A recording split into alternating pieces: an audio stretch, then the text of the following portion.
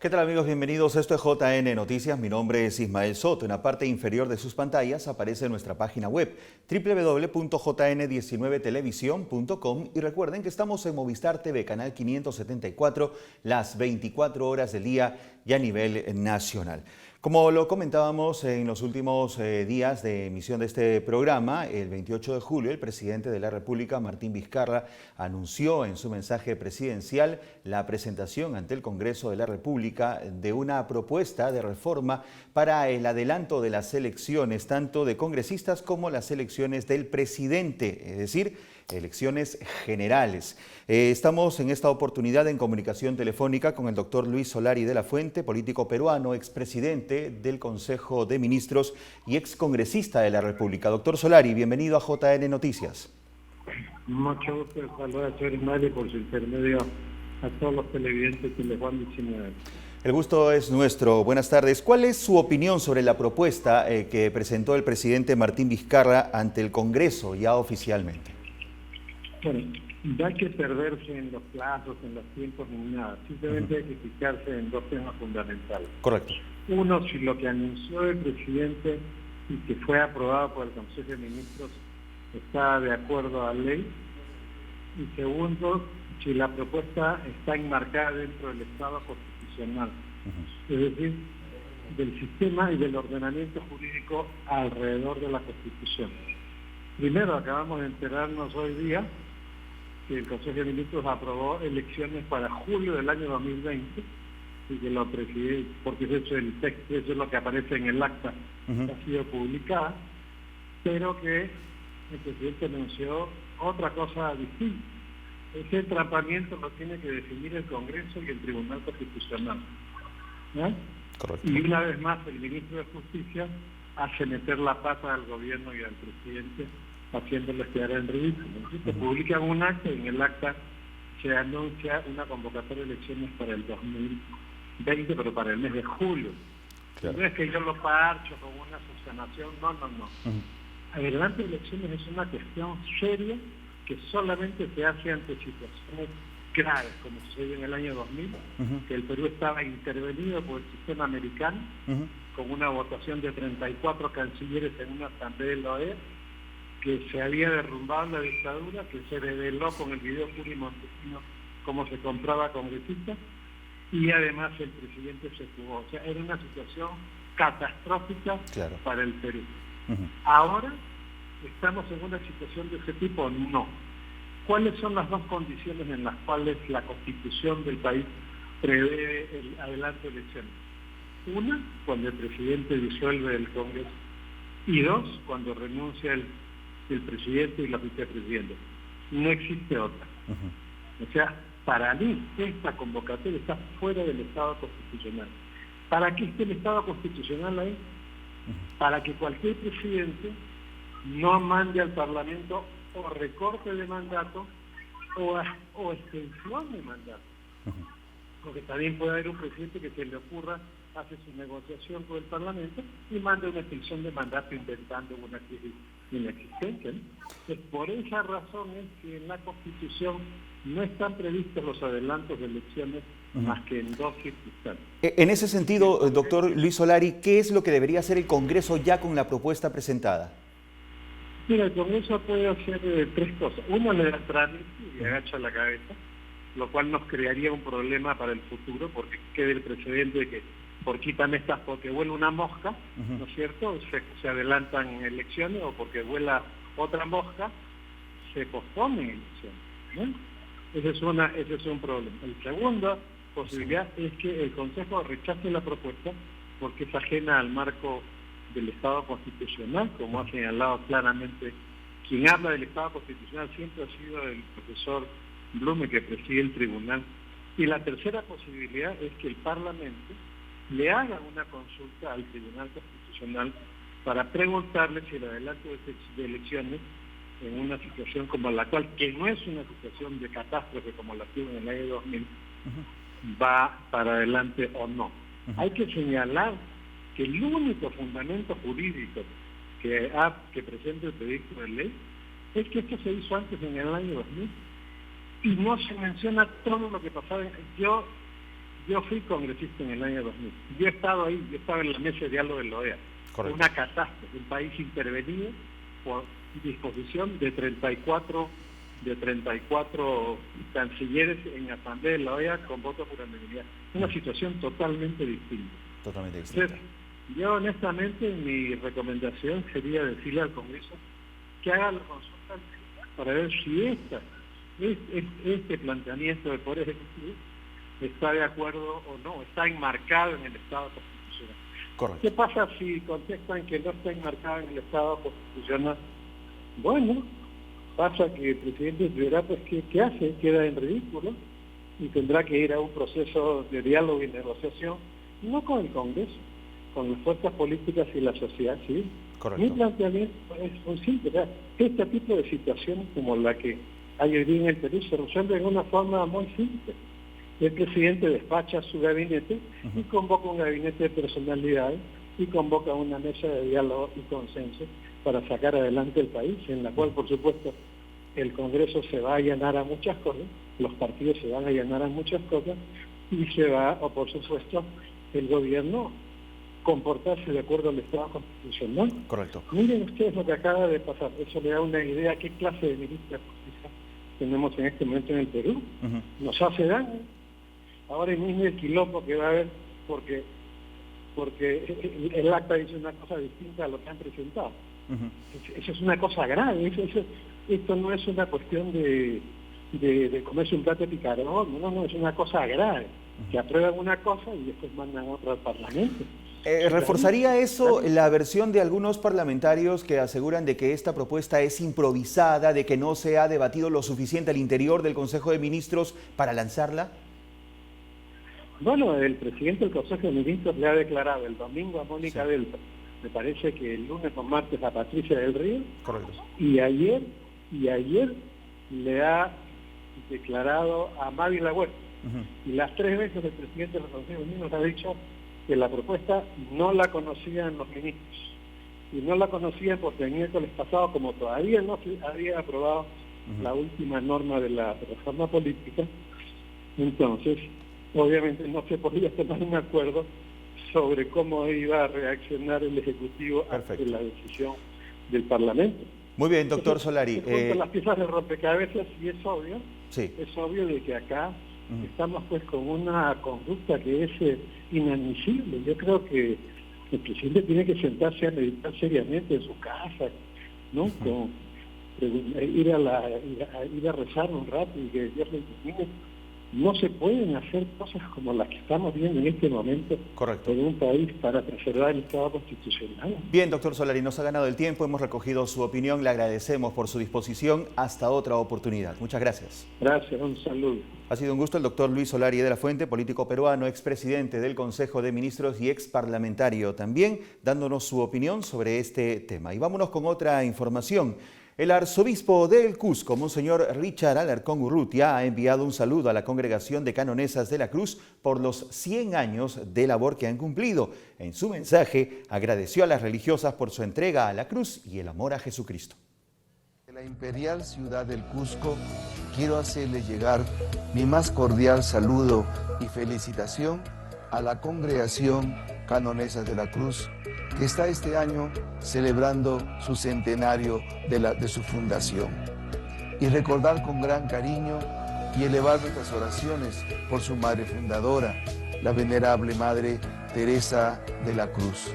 Sus hijas, a lo largo de estos 100 años, han dado un aporte maravilloso a la Iglesia del Perú, por medio de la catequesis, en las misiones, en la educación y en tantos campos que se han hecho presente, sobre todo compartiendo esta hermosa vocación y este hermoso carisma de lo que significa la entrega por la cruz, por el amor de Jesucristo manifestado en este signo de salvación. Yo doy mi testimonio porque he sido formado desde niño en el distrito de La Victoria, casualmente en la parroquia de Santa Teresita por las Madres Canonesas. Y las recuerdo con mucho cariño porque fueron ellas las que me iniciaron en la fe. Hice mi primera comunión con la preparación de las Madres Canonesas y lo recuerdo con mucho cariño todos los años posteriores donde he ido a trabajar, a compartir en otros lugares la presencia de sus hijas, que siempre transmiten ese amor y ese cariño a Cristo en la cruz y desde Cristo en la cruz a todos los hijos de la Iglesia. En este año centenario oramos para que esta congregación logre conseguir, en primer lugar, la beatificación y canonización de su madre fundadora. Toda la Iglesia del Perú creo que se debe de unir en este esfuerzo y en esta oración. Y segundo, pedir que le siga colmando de muchas vocaciones al servicio de la evangelización en sus diferentes campos en donde atiende la congregación Canonesas de la Cruz. Y donde ellas estén, que siga floreciendo la fe, el amor y la paz que tanto necesitamos para nuestra patria peruana. Queridas hermanas canonesas, reciban mi cariño, mi oración, mi saludo y muchas felicitaciones y un feliz centenario de su congregación. Muy bien, amigos, y sobre imágenes les cuento que desde hoy, 1 de agosto, se inicia oficialmente el cobro por las bolsas plásticas, tanto en bodegas, supermercados y centros comerciales, según la ley número 3884, que regula el uso del plástico de una sola utilización. Esta medida a favor del medio ambiente busca que el usuario cambie sus hábitos de consumo y compra utilizando bolsas de tela y así evitar la acumulación de plástico en sus hogares. De lo contrario, tendrá que pagar por cada bolsa de plástico que necesite para llevar sus compras. Este impuesto será de 10 céntimos, un impuesto que en realidad es el costo de la bolsa, ¿no? 10 céntimos, pero irá aumentando cada año hasta alcanzar los 50 céntimos en el año 2023. Mediante la resolución número 150/2019, la SUNAT dispuso que el importe deberá ser consignado en los comprobantes de pago, tanto en boletas de ventas como en facturas electrónicas. Cabe indicar que el impuesto al consumo de las bolsas de plástico constituye un ingreso al Tesoro Público y su administración le corresponde a la SUNAT. A propósito del tema, la ministra del Ambiente se ha expresado sobre el inicio hoy del cobro por el uso de bolsas para llevar las cosas del supermercado hacia los hogares. De plástico, solo de plástico y no del resto de residuos. Y te imaginas un país que tenga 19.000 toneladas de residuos en general diariamente, 3 estadios nacionales, es increíble. Así que nosotros como país estamos a la vanguardia, estamos dando la hora, estamos haciendo un cambio significativo, siempre de la mano de la ciudadanía, porque si bien hoy la noticia es que a partir del 1 de agosto, al margen del costo que tiene una bolsa en el mercado, se va a cobrar 10 céntimos por cada una como impuesto hoy y progresivamente vamos a subir hasta 50 céntimos en el 2023, la verdadera noticia debe ser que la ciudadanía está comprometida con el cambio. Cada día ves más gente que está teniendo sus bolsas reutilizables para ir al mercado, a los supermercados, a la tienda. Ya se ha hecho costumbre eso de que cuando en la farmacia te dan una bolsita chiquita para 4 pastillas, ya la gente dice no, ya los niños te dicen papá, tío, no al sorbete. Entonces, la verdad es que el gran cambio que deberíamos celebrar hoy día, adicionalmente a ese cobro que no va a ocurrir mayoritariamente porque sé que va a haber cambios, es cómo la gente ha cambiado en este año y medio. Y en declaraciones a la prensa, el presidente de la República, Martín Vizcarra, aseguró que la relación con la vicepresidenta Mercedes Arauz es de lo más cordial. El jefe de Estado afirmó que en reunión realizada el día miércoles, ambos intercambiaron ideas sobre el nuevo rumbo que tomará el país. Nosotros tenemos una buena relación con la vicepresidenta Mercedes Arauz. Efectivamente, el día miércoles, la semana pasada, que se tomó la decisión en Consejo de Ministros, y consta en actas, por eso si alguien lo requiere, creo que el congresista del Castillo ha pedido el acta, se le dará formalmente el acta y ahí verá que el día miércoles 24 en Consejo de Ministros se aprobó todo el contenido del discurso, donde incluye el adelanto de elecciones, está todo. Efectivamente, la vicepresidenta Mercedes Arauz manifestó que ella no conocía, efectivamente no conocía. Yo ayer he hablado con ella y le he explicado cuál es el sustento, las razones, y hemos tenido una reunión cordial. Podemos discrepar en algunos aspectos de qué cosa es lo mejor, qué trámite, qué decisión es la mejor, pero nuestra relación es cordial y así lo hemos comprobado una vez más en la reunión que hemos tenido el día de hoy. Bien, y la directora de Democracia y Desarrollo Internacional, Elaine Ford, ha presentado una obra sobre democracia digital en la Feria Internacional del Libro. La autora sostuvo que es importante fomentar en la ciudadanía la responsabilidad sobre la participación y el desarrollo de nuestro país. ¿Pero qué es la democracia digital? Esa es la pregunta del $1.000.000, porque todo el mundo me la hace, debo reconocerlo.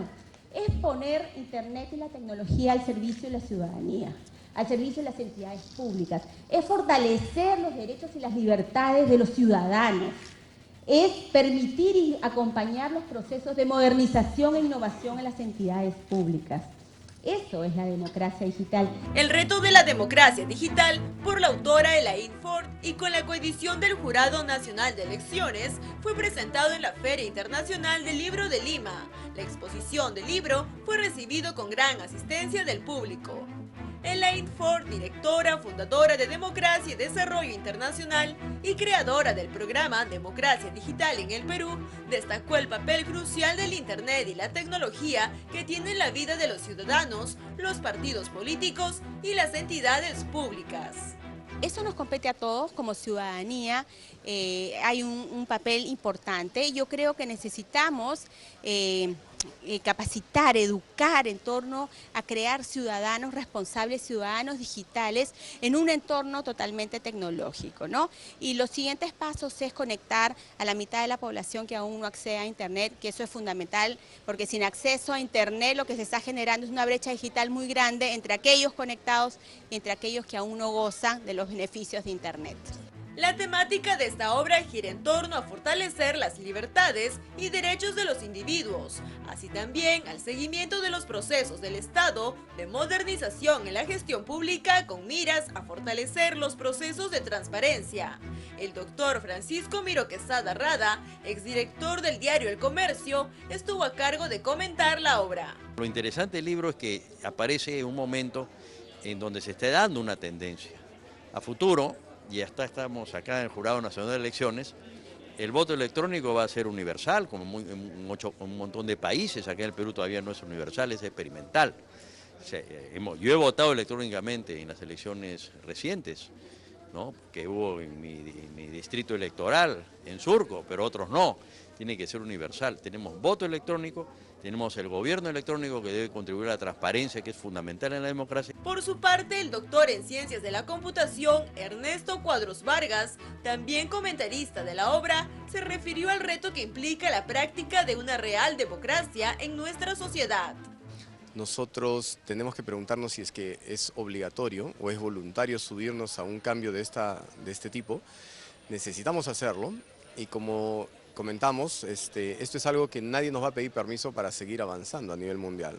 O lo hacemos y subimos y mejoramos todo esto, o simple y sencillamente es algo que se va a desarrollar más en otros lados y después no los van a querer vender. Cabe mencionar que el libro incluye 4 grandes capítulos sobre el ecosistema de Internet para la realidad nacional y han sido los ejes claves en el trabajo de democracia digital. Hacemos una pausa, quédense con nosotros. Al volver tendremos más información para ustedes.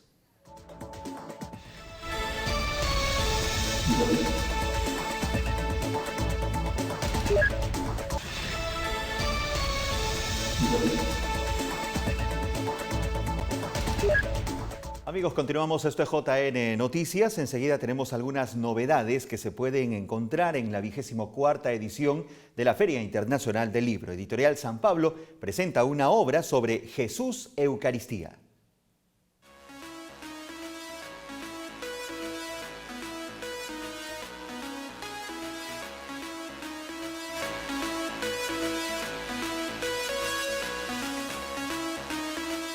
Nos encontramos en el stand número 68 de la Feria Internacional del Libro. Nos acompaña en esta oportunidad el señor Gustavo Noé Mori Joplak, con quien vamos a conversar sobre el libro que nos ayuda a fortalecer el encuentro con Jesús ante el Santísimo. ¿Qué tal? ¿Cómo está? Bienvenido a JN Noticias. Queremos un poco que nos comente este libro tan lleno de gracias y pautas para poder acercarnos a Jesús. ¿En qué consiste? Bueno, la experiencia del libro es una experiencia personal de diálogo con Jesús, pero Jesús presente en la Santa Eucaristía y lo que le llamamos el Santísimo, ¿no? Entonces, en diferentes oportunidades uno se siente agotado físicamente, limitado por alguna enfermedad. Él es una respuesta, ¿no? Es como un paño de lágrimas, pero a la vez es un consuelo, pero también es un apoyo, ¿no? Como decía en las palabras de San Juan Pablo II, que dice muchas veces ha hecho la experiencia de recostar su cabeza sobre el pecho de Jesús cuando va a orar. Y eso es lo que yo he sentido, ¿no? Ir a orar es eso, ¿no? Lo peculiar de este libro es que nos comenta las visitas de las personas.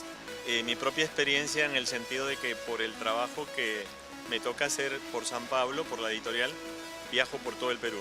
Entonces el primer lugar donde uno va de ese pueblo, así como que usted llega a un sitio y le divisa la tierra, ¿no? Yo voy a saludarlo a él para entregarle el trabajo y que nos vaya bien y agradecerle también. Entonces es como un diálogo, la primera parada ahí, dialogar, te vengo a saludar y entonces eso es, o sea, y ahí he visto experiencias muy, muy hermosas. Por ejemplo, una vez me tocó ver un niño de 8 años ante el Santísimo y llorando amargamente porque le decía, uy Señor, yo he cometido una travesura y sentía que era mortal. Entonces digo, nosotros grandes hacemos cosas peores que un niño y no lloramos tanto como esa criatura, ¿no? Ante la presencia de él, yo creo que sucumbimos todos, ¿no? También recoge ciertos pensamientos al inicio. Sí, porque es más que todo la luz es la Sagrada Escritura, ¿no? Porque del diálogo con él, donde uno encuentra más, como dice, como más pie a que cualquiera que lo lee puede también buscar en la Biblia y profundizar más en la meditación. Por ejemplo, hay un texto que dice, quítate las sandalias, ¿no? El texto en el libro del Éxodo, la experiencia de Moisés. Entonces digo, cuando llegues al Santísimo, despreocúpate de tus problemas. Sé que tienes problemas, sé que tienes la enfermedad, pero déjalo ahí tranquilito y en paz trata de hablar con él. Y en esa paz tendrás una respuesta, ¿no? ¿Cómo puede hacer el público para adquirir el libro? Bueno, el libro se expende en todas las librerías de San Pablo, tanto acá en Lima como en provincia, ¿no? En el Cusco, en Trujillo, en Huancayo, y luego nuestros puntos de venta también, diferentes clientes en Arequipa, en Tacna, en Tumbes, en las ciudades donde me toca viajar, ahí llevamos el libro y lo dispongo con mucho gusto. Muy bien, ya lo saben, entonces pueden acercarse al stand número 68 de la Feria Internacional del Libro para adquirir este ejemplar.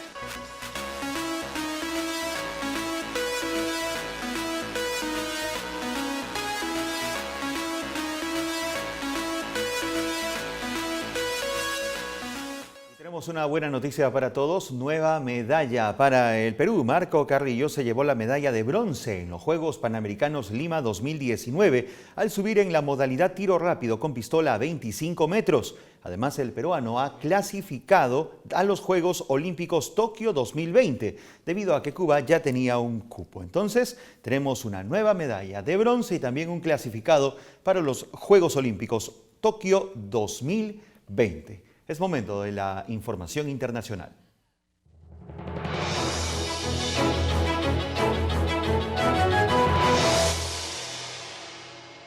El Papa Francisco ha pedido a todos los cristianos que recen por las familias para que sean verdaderos centros de humanidad. Esta es la intención de oración que el Santo Padre ha propuesto a todos en este mes de agosto. ¿Qué mundo queremos dejar para el futuro? Dejemos un mundo con familias. Cuidemos las familias, porque son verdaderas escuelas del mañana. Son espacios de libertad, son centros de humanidad. Y reservemos un lugar destacado en ellas para la oración personal y comunitaria. Recemos para que las familias, gracias a una vida de oración y a una vida de amor, se vuelvan cada vez más laboratorios de humanización. Paraguay y Brasil han decidido dejar de lado un acuerdo bilateral para la distribución de energía eléctrica denominado Itaipú, que fue suscrito en el pasado mes de mayo. Este tratado había desencadenado una crisis política que puso en riesgo el gobierno del presidente Mario Abdo. Paraguay y Brasil decidieron dejar sin efecto un acuerdo bilateral para la distribución de energía de la hidroeléctrica Itaipú, suscrito en mayo pasado. Así lo anunció el jueves el presidente paraguayo Mario Abdo en un mensaje a la nación. El acuerdo había desencadenado una crisis política que puso en riesgo su gobierno y llevó a la oposición a anunciar que iba a pedir un juicio político para la destitución del mandatario. En los últimos días provocó además la renuncia del canciller paraguayo Alberto Castiglioni y del presidente de la Estatal de Energía Ande, entre otros funcionarios. Según algunos expertos, el acuerdo hubiese causado a Paraguay un perjuicio superior a 200 millones de dólares. Ahora, el documento será devuelto a las instancias técnicas de negociación. Amigos, hasta aquí la información. Como siempre, gracias por su preferencia. Los invito a seguir en la sintonía de JN19. Hasta mañana, si Dios quiere.